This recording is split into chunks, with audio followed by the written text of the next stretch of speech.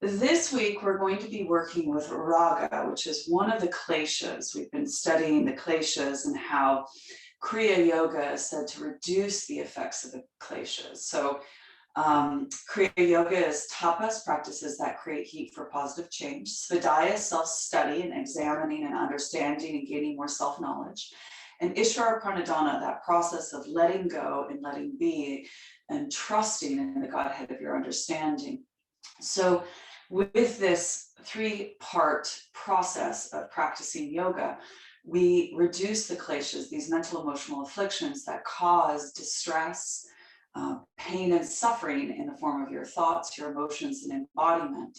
So Raga is the klesha that is one of addictively chasing, craving, grasping, dwelling, yearning, holding on to, and attaching to previous experienced pleasures. Now, it's a normal, experience in human form to desire. We all desire love, we desire sex, we desire food, we desire money, we desire validation, we desire power. It's a part of being a human that we have to wrestle around. It's one of the four desires that's stated in the Upanishads, that we have a desire to know our purpose in our life, called our dharma. We have a desire to have the financial means and tools to support our purpose, called artha. And then there's a desire for spiritual liberation and freedom, a connection to source, called moksha. And then the last desire is called kama, like Kama Sutra minus the sutra. There's a desire for, yes, sensuality, sexuality, relationships, procreation, family, but it's also a desire for beauty, desire for worldly delights, this experience of artistic expression and creativity. So we all have a desire for the things in our life that give us pleasure. But we saw last week in working with Ashmita Klesha how it loves attention. Our ego loves attention. This distorted sense of self wraps itself around our body, our thoughts, and our emotions. But what Raga does is it colors our lens. Raga means color in Sanskrit. This coloring of the lens of our perception, that avidya, that veil that covers our ability to see life clearly. And if it's colored, our ego then identifies itself by that color. And so Raga floats the ego in this illusion that the previous experienced pleasures is what's going to sustain your happiness and well-being. So there's this kind of itch to seek out what gave you pleasure before. So it's the seducer of this emotional attachment to worldly pleasures. So its desire is okay, but what gets us tripped up is that if desire is not fulfilled, then suffering arises. And the ego kind of really attaches it to itself, where it's like, oh, if you don't get this, then you're not going to be somebody. So it's constantly undermining you and reducing you to your thoughts, emotions, and actions. That's who you are. And habits are formed in a very, very specific way, especially if we kind of take yoga philosophy and put it aside and actually come and just look at Western neuroanatomy. It's a really interesting experience that actually anything that brings us pleasure, we naturally have a response to actually seek it out again. It's a part of the structure of the brain. We have our prefrontal cortex, which is the thinking brain, the amygdala, which is the feeling brain, and they communicate to kind of keep us functioning in this world. But what's in between is called the striatum. And the striatum has no consciousness. It doesn't really care if you have long-term goals that you're trying to accomplish. It just wants dopamine. So anything that gives you pleasure gives it dopamine. The top bit, called the dorsal striatum, is rules how you create routines that form habits. So anything that you do that is a kind of routine, you get a dopamine hit. And then eventually, as you do that routine over and over, it forms a habit. Now, habits you cannot break. You can weaken them, lessen them, thin them out, but you cannot break habits. Hence, you learn how to ride a bike when you're 10, maybe earlier than that. And then you don't ride a bike for 10, 20 years. And then you get on a bike, you'll quickly remember how to ride a bike. And it's this part of the brain that is wired so strongly. So it's really kind of interesting of you starting to analyze, what routines that are you doing that are forming habits, and are they healthy habits, and what are you seeking, and what is kind of going on to seek that dopamine hit. So the under bit of the striatum is called the nucleus accumbens. This is the impulsivity of the brain. So every time you do something impulsive, you get a dopamine hit. Hence, like if you're walking down the street right now, all the shops are closed. One shop's open.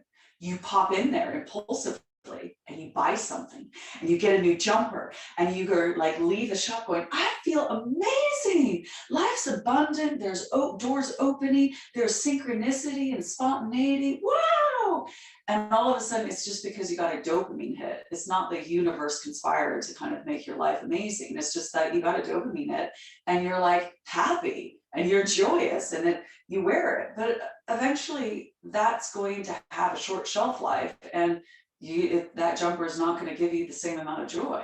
So you do something more impulsive, or you pass by that shop again because it's a routine now, and you're constantly seeking to see if that shop's open, and it's closed. And you have an unfulfilled desire because your intention to the outcome was, I was going to buy something else to get that same dopamine hit. So it's an interesting experience where the amygdala, your feeling brain, when triggered, any stressor, any emotional distress, and or if you're bored, your brain will start to try to protect itself and preserve its existence, and will seek out more dopamine to comfort, to soothe, but also to numb any distress, pain, or suffering. So this part of the brain really reacts to your feeling brain. So when you're feeling upset, it goes, okay, how can I give you dopamine? Anything that gave me pleasure, let's do it impulsively, or let's find a routine that we do to soothe ourselves.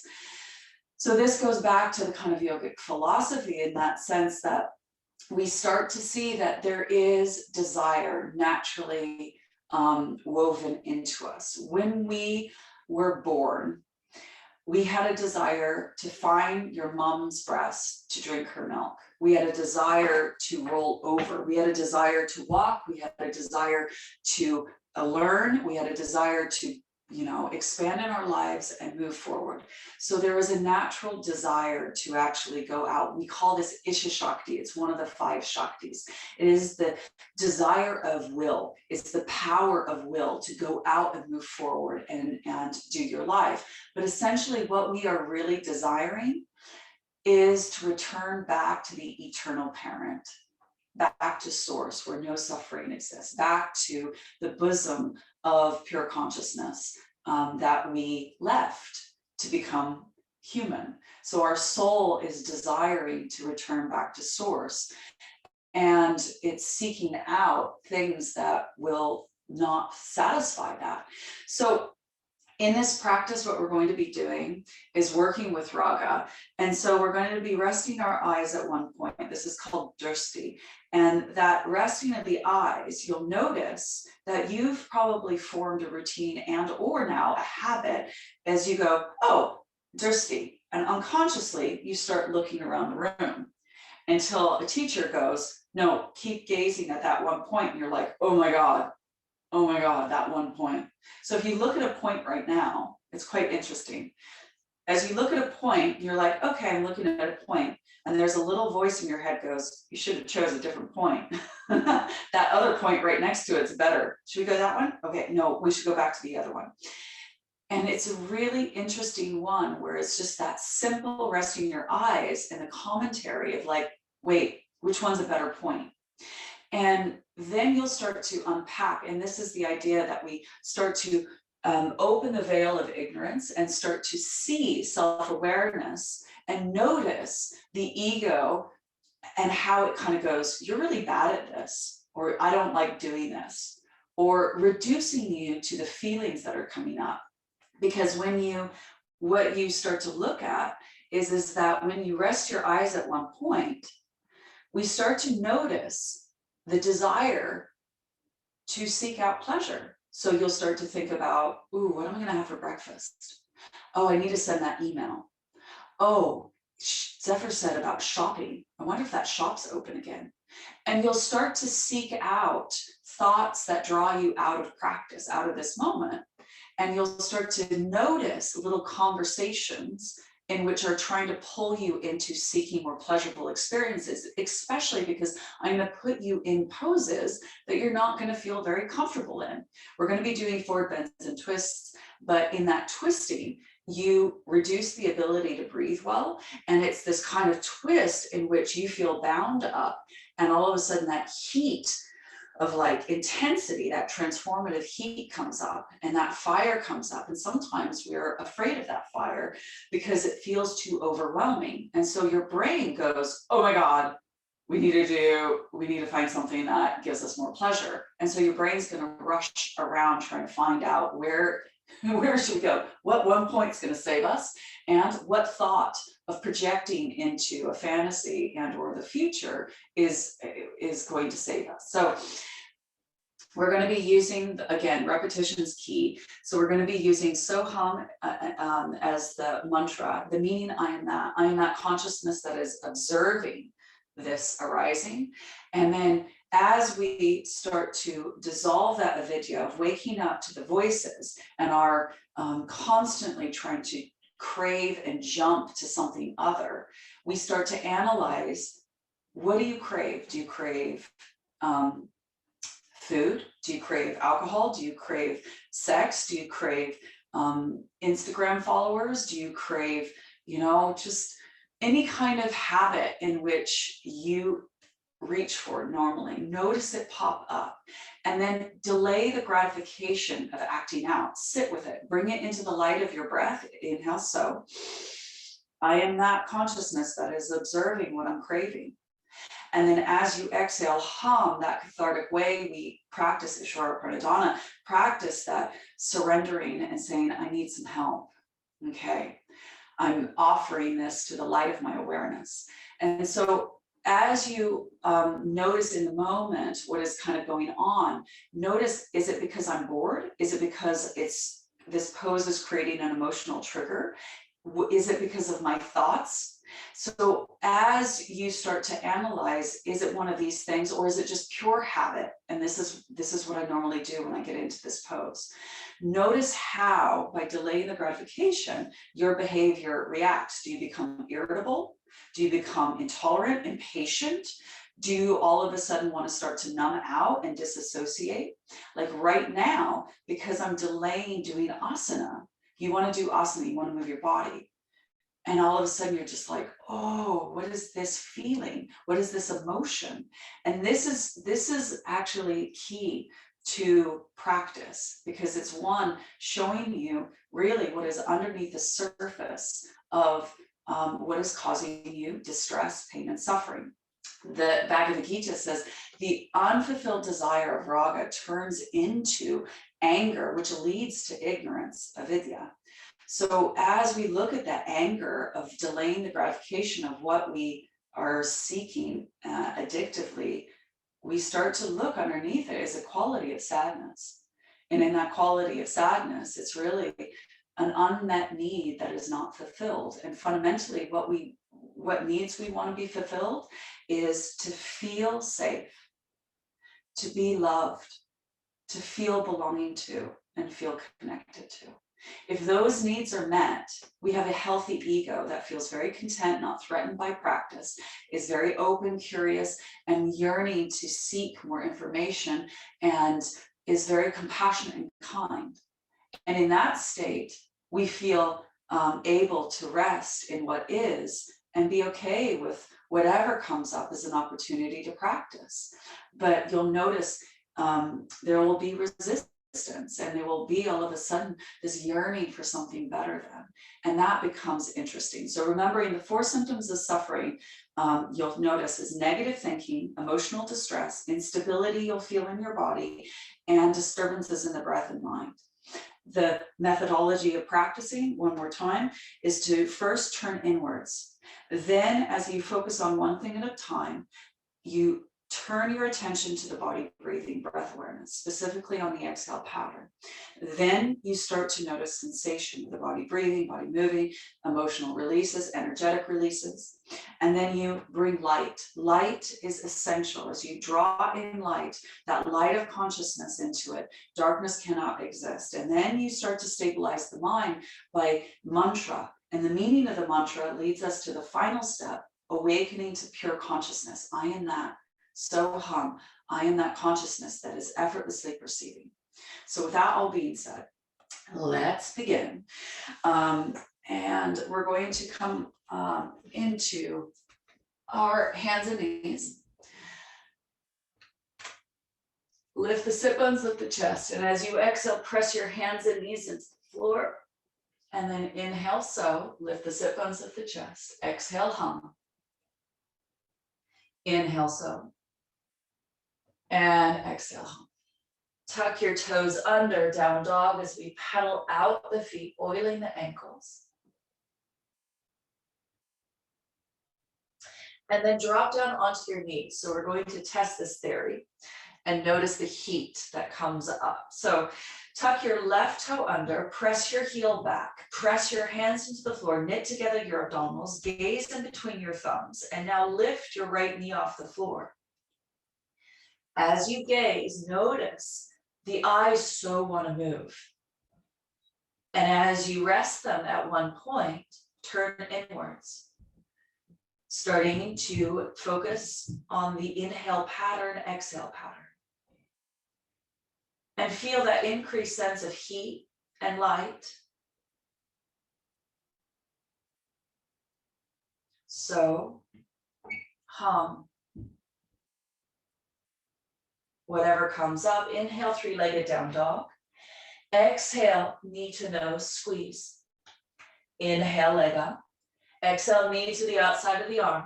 Inhale, leg up. And exhale, cross over. Place that foot to the floor and we'll change sides. So bend your knees. As you extend your right heel back, press the heel back, press your hands into the floor, knit together. Stay in plank, but just lift your left knee, the shin off the floor. Gaze at one point and notice the yearning to escape this moment, escape the intensity, escape the heat of practice. Notice the certain thoughts, emotions, maybe where in your body you're feeling the noisiest. Now process it as you inhale, three-legged down dog. Exhale, knee to nose. Inhale. Exhale, knee to the outside of the arm. And then cross over. Place your foot down, down dog, and step your feet behind your wrists. Grab an elbow and rock side to side. And in this reassuring way, we comfort the mind, body, and nervous system that our intention of practice is to cultivate non-judgmental awareness to whatever surfaces, attend and befriend the thoughts, the emotions, and find joy of returning back home in our embodiment and be more compassionate towards ourselves. As you release your hands, inhale, come all the way up. Reach your arms up, look up. And exhale, bend your knees, bring your hands into prayer. And you're going to twist towards the right knee. And now inhale, come back up. Exhale, twist towards the left knee. Inhale, come back up. Exhale, twist. Inhale, come back up. Exhale, twist. Shift the weight into the heels. Actively draw your feet and thighs away from each other. Come back up. We're going to stay on the left elbow to the right. Press your hands into each other. As you draw your right thigh into your elbow, elbow into your thigh, twist your lower ribs, midriff, shoulders. Now rest your eyes at one point. Shift the weight into the heels, spread the toes. Actively draw your feet and thighs away from each other, feeling the legs actively support the pose. And as you feel that stira, that strength and stability, turning inwards as you follow the body breathing. Inhale, come back up. And as you exhale, hook your elbow to the outside of the thigh, pressing your hand into your thigh, thigh into your hand. As you twist the lower ribs, mid-ribs, shoulders, rest your eyes at one point. And as you delay the gratification of wandering, see and feel light. Clear your ability to see as you turn inwards. See the thoughts, the emotions, the storytelling that surfaces, and without judgment, notice it and what's underneath it. Inhale, Utkatasana, as you come all the way up. Chest to thighs, hands to floor, bow. Inhale, lift and lengthen. Exhale, Vinyasa.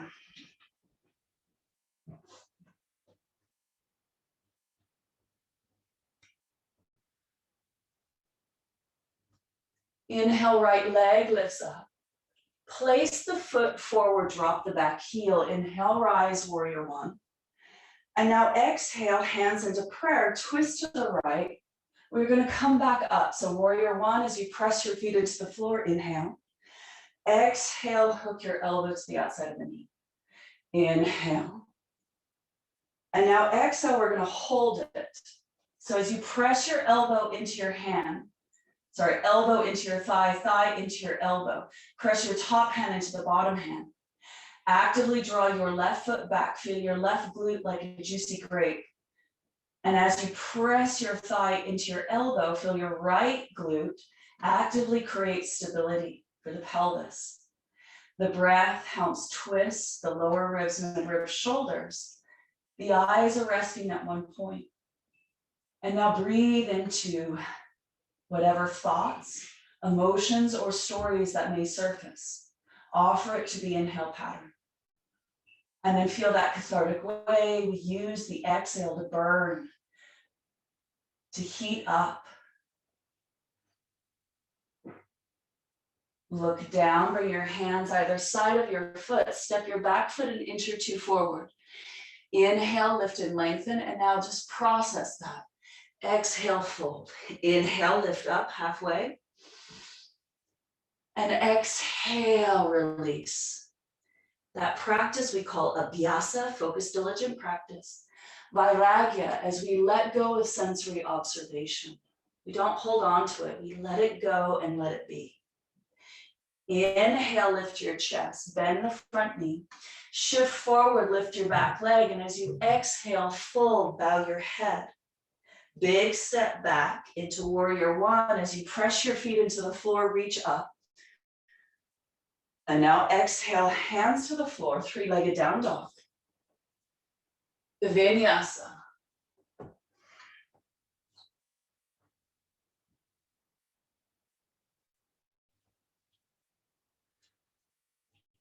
Left leg lifts up. Place the foot forward, drop the back heel. Inhale, rise, warrior one. Exhale, twist to the left. We'll come back out of that as we inhale, using dynamic movement to help draw our attention to our embodiment. The first portal in which we learn how to find our way inwards to the source of not just who we are, but what we are. Twist, and now hold. Pressing your elbow against your thigh, thigh against your elbow. Draw your front foot forward, back foot back, and feel your right glute online. As you twist your lower ribs, mid-ribs, shoulders, feel the core become strong. And now breathe against the limitation. Notice the little stressors of the exertion of the pose. As your eyes rest at one point, the desire to move the eyes, to think about something else other than this moment. And smile and just go, so, hum. I am that consciousness that is observing.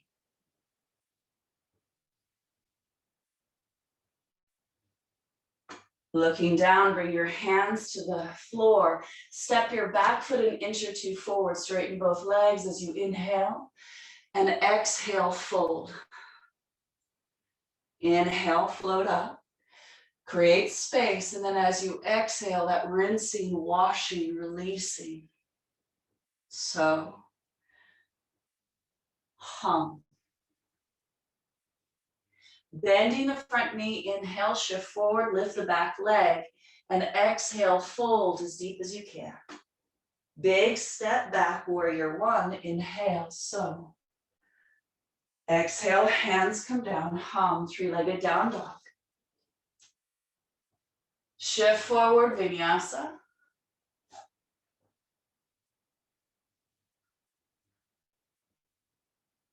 Now place one foot in between your hands and come all the way up to stand up. Now, have your toes forward, heels out. And you're going to bring your arms out wide. Bend your right knee. Left hand spins around and goes right in front of your foot, fingertips pointing towards your toes, and turn towards the wall behind you. Your tummy resting on your thighs. You press your hand down, twist as much as you can. And if you'd like, second stage, straighten your leg as you keep twisting towards the wall behind you, looking up to the ceiling. And now rest your eyes at one point. That point is the blessed point. And as you turn inwards, breathe into the noisiest part of your body. It might be physical, it might be emotional, or it might be mental. So hum.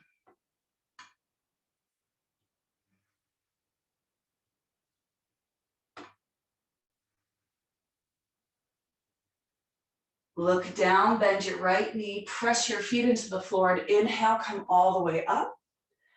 Bending your left knee, right fingertips turn to face your left toes, twisting, and if you can, straighten the leg, but press your hand down, feel that core intensity. And as you reduce any unnecessary movement, the eyes rest. Turning inwards. What is between you and being here right now? What is between you and resting in this moment? Where does your mind go? Where do you habitually run away from? Why? What feelings come up?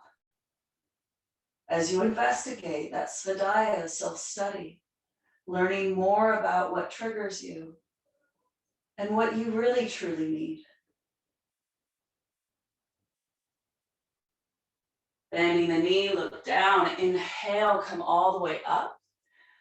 Bring your hands to your waist, bend the knees a little bit, rotate your pubic bone through your legs and fold. Bring your hands as far forward as possible, lean your bum back and rock your hips side to side, lubricating the inner groins. Closing the eyes and just feel that traction, creating space along the torso. And in this rocking action, again, like a mother rocking a child, you're comforting after an intense pose. And then we're going to grab a hold of your right ankle with your left hand. Keep your right hand where it is. Bend your left knee and spin underneath your right armpit, gazing underneath the armpit. Pull your right hip back.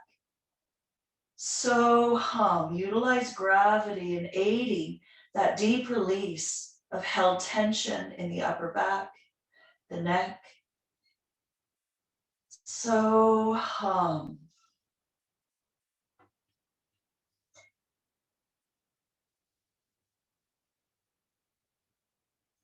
Release, we'll change sides.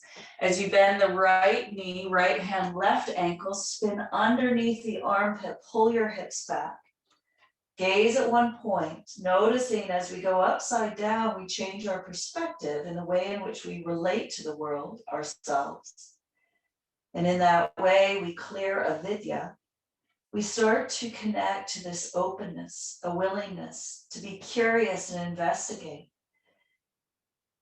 As we breathe into the thoughts, emotions, sensations that are arising, we practice letting go and letting be.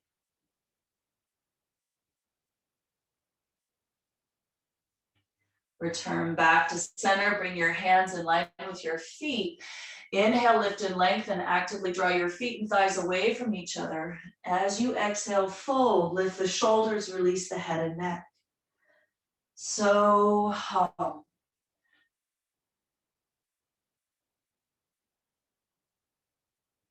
Feel that downward, outward. As you're guided by the movement of the breath, feeling more grounded, trusting, secure in your body that you can do this. Inhale, lift the chest. Exhale, pivot your hands back around your feet, down dog, optional vinyasa.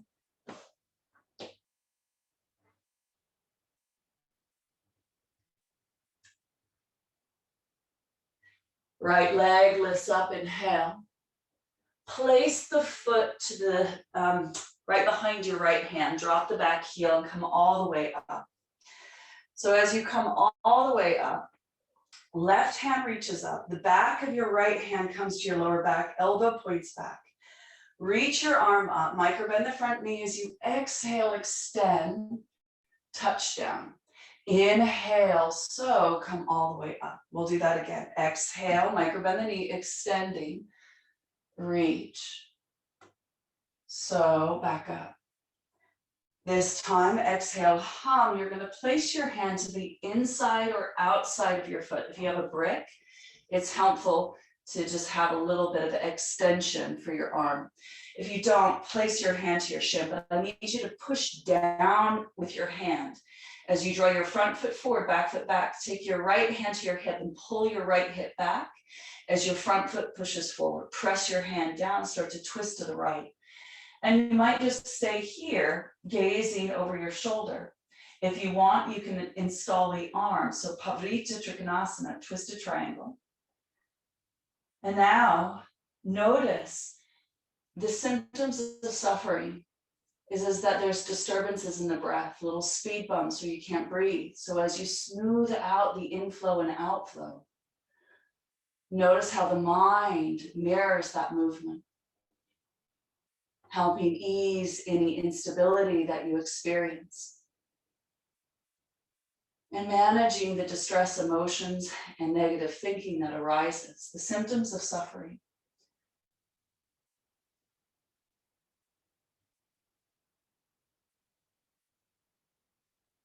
Release as you place your hand down. Look forward, inhale, so, and as you exhale, hum, fold over your front leg. Noticing how we self-regulate those strong experiences of suffering. And we soothe the mind, the body, the nervous system.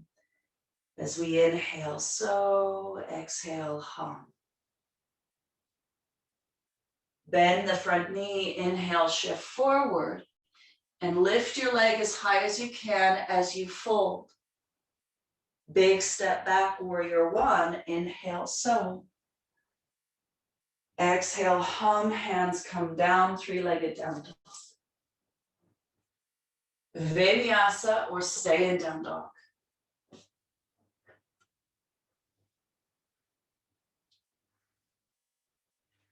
Left leg lifts up, inhale. Place the foot forward, drop the back heel, inhale, rise. Right arm reaches up, left back of the hand to the lower back, elbow points back, micro bend the front knee, and as you exhale, hinge at the hips, come all the way down. Inhale, so, come all the way up. Hum. So. Exhale, hum, hand to the inside or outside. And if you want brick, press your hand down though.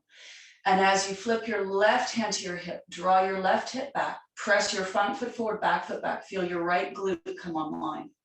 Twisting your rib cage. And then possibly install the arm.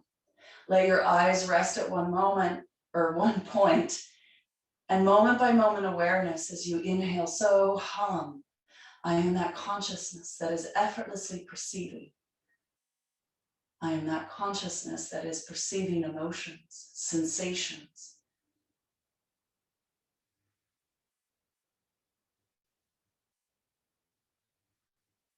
Be honest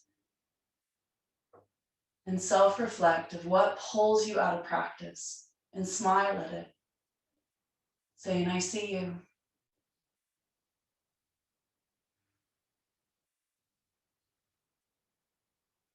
Looking down, bring your hands to the floor. Inhale, lift and lengthen. Exhale, fold. In that nurturing way, we befriend whatever is arising, comforting ourselves back to a state in which we can occupy our embodiment more fully. Inhale, lift the chest, bend the knee, shift forward, lift the back leg, exhale, fold. Big step back. Inhale, rise. And as you exhale, hands come to the floor, three-legged down dog. Vinyasa or stay in down dog.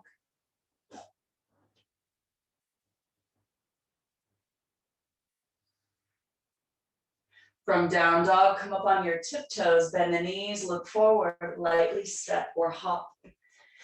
Inhale, lift and lengthen, and as you exhale, fold. Bend the knees, lift the head and heart, reach up, so. And exhale, hum. We're going to shift over onto our right foot, come up onto your left tiptoe. Lifting your knee, bring your shin at a diagonal. Right hand comes to your thigh and press your thigh into your hand as you twist. Now, shift the weight into the standing heel. The tendency is to go into the toes. So as we shift the weight into the heel, feel the fullness of your glutes, strength of your core, and as you twist, you can refine. If you so wish, you could extend your leg and press your foot into your hand. So again, this is really your flexibility. So hum.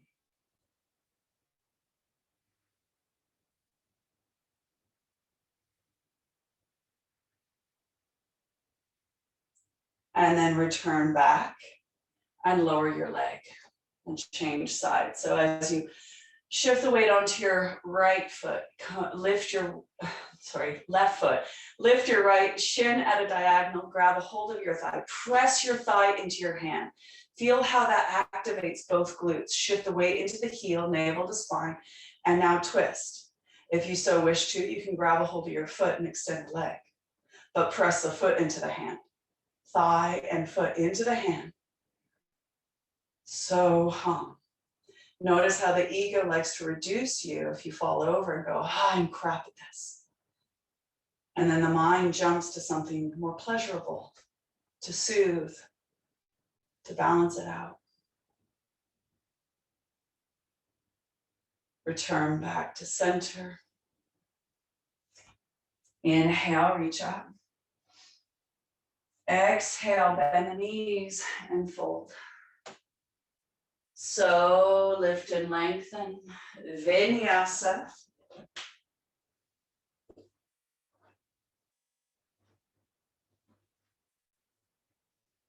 And then step or hop to come to sit.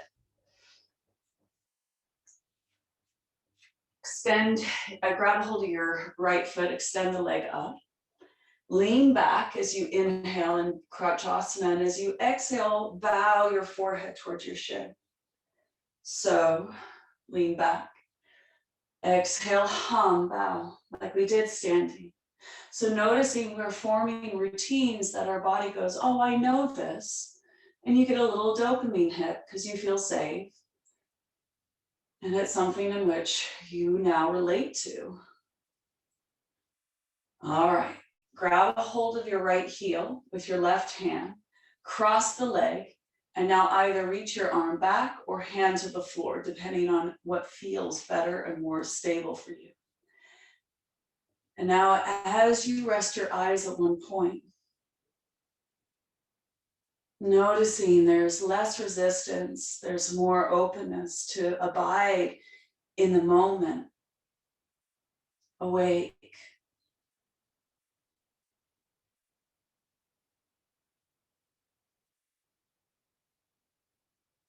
Release and bend that knee, place the foot to the outside of the thigh, hug your knee or hook your arm. Twist around, pressing the thigh into the arm, arm into the thigh, bow your chin towards your right chest, look towards the space behind you, and now close your eyes. And as you close your eyes, intimately get involved in the undigested information maybe stored in your tissues of your upper back. Breathe into the tension. Allow the held memories, stressors, emotions, and thoughts to unravel out of the tissues breath by breath. In this vast loving awareness that is perceiving, so hum. You feel that you are a trusted, safe place in which you can love yourself back to healing, that you belong to this body and you feel connected to Source.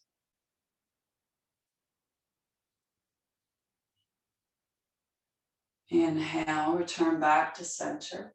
Bring your hands behind you, bend the knees, puff out your chest. Inhale, lift your bum up, tabletop pose. Bring your bum down and extend your legs out. And grab a hold of your left foot. Lean back, lift up. And as you exhale, bow your forehead towards your shin. Inhale, pull up. And exhale, bow. So, hum. Grab a hold of your left heel, bring it across. Either reach back with your arm, pressing your foot into your hand, or you can bring your hand behind you, whichever variation feels more stable. And as you smile, gaze at that one point, turning inwards, following the light of your awareness, returning back at home in this embodiment.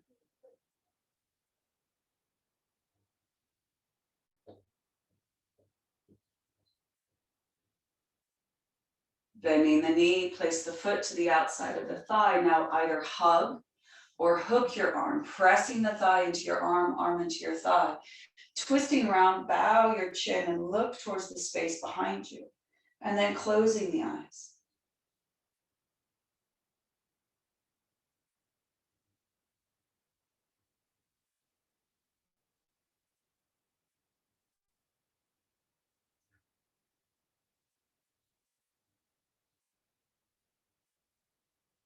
So hum, I am that.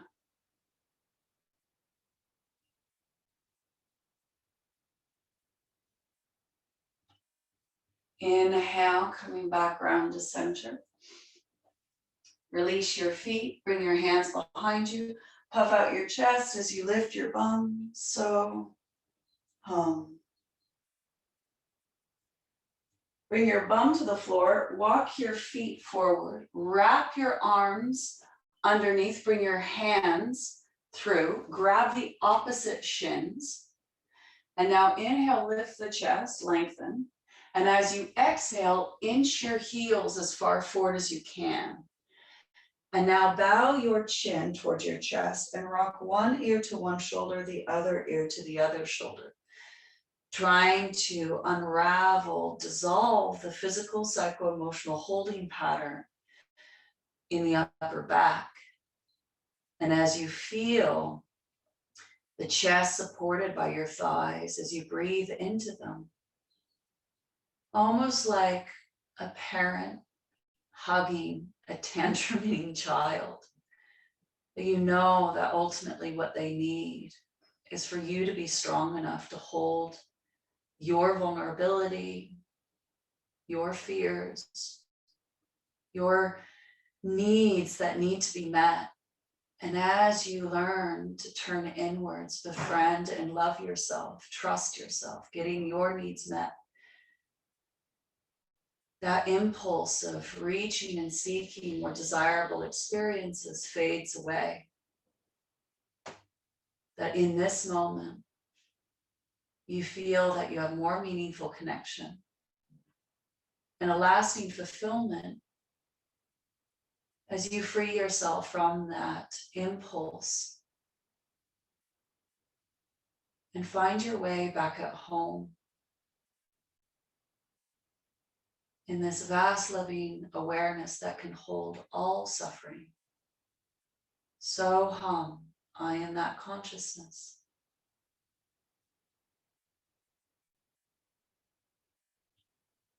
Release your hands, bring your hands now beside you, Dandasana, either fingertips to the floor, hands, pull your hands apart, sitting up tall. And feel that strong back, open front, that Buddha slogan as we connect to that real support within us, to bravely face life, remaining open-hearted, connected to that natural joy of being alive.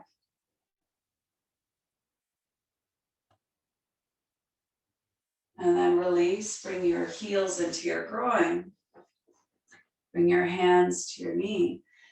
And we're just going to do a quick little pranayama technique. You're going to inhale, close your eyes, and descend prana down from your crown to the pelvic floor, hum.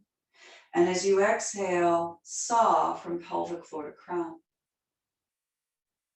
Hum as you bow your chin, descending that light of energy, that vital energy down. Saw pelvic floor to crown, lift your chin. Continue.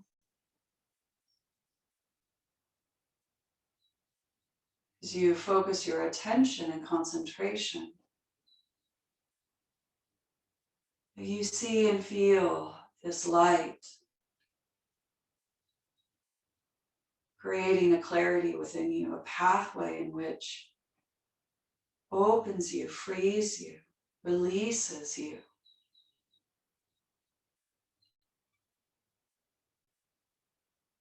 As you slowly let go of the technique and become still, you are free to experience the infinite potential unfolding within you. That vastness, boundlessness of being.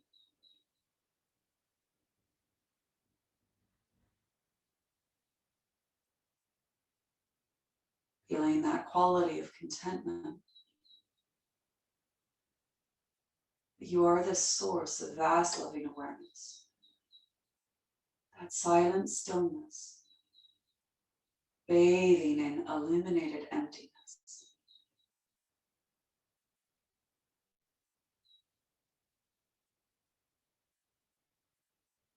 You feel so completely relaxed that you let go fully and enter this synergy as you melt into that vast loving awareness.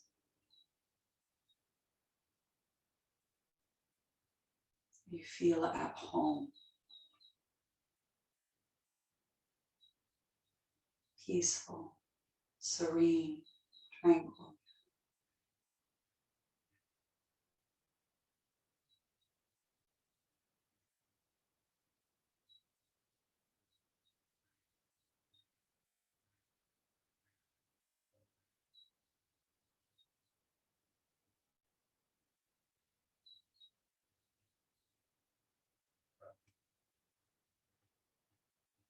As we bend our elbows and bring our hands in Namaskar Mudra,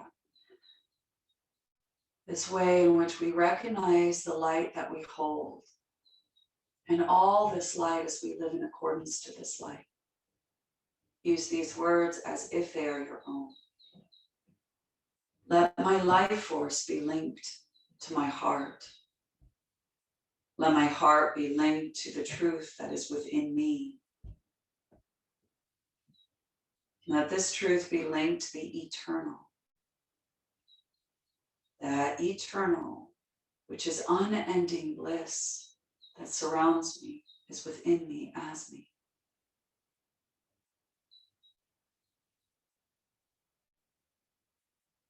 As you smile into your own heart with great respect and love, honoring your inner teacher, and bowing the head and honoring all the teachers that come before us, whatever form they may take.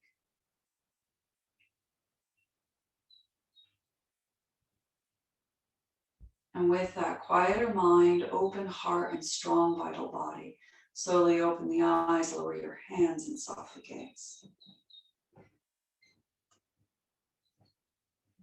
As we absorb the residue of that practice, take that quality of awareness and feeling with you today. Thank you. Namaste. Thank you, thank you. And as I've been instructing everybody this week, a good way of practicing working with Raga is working with this phone.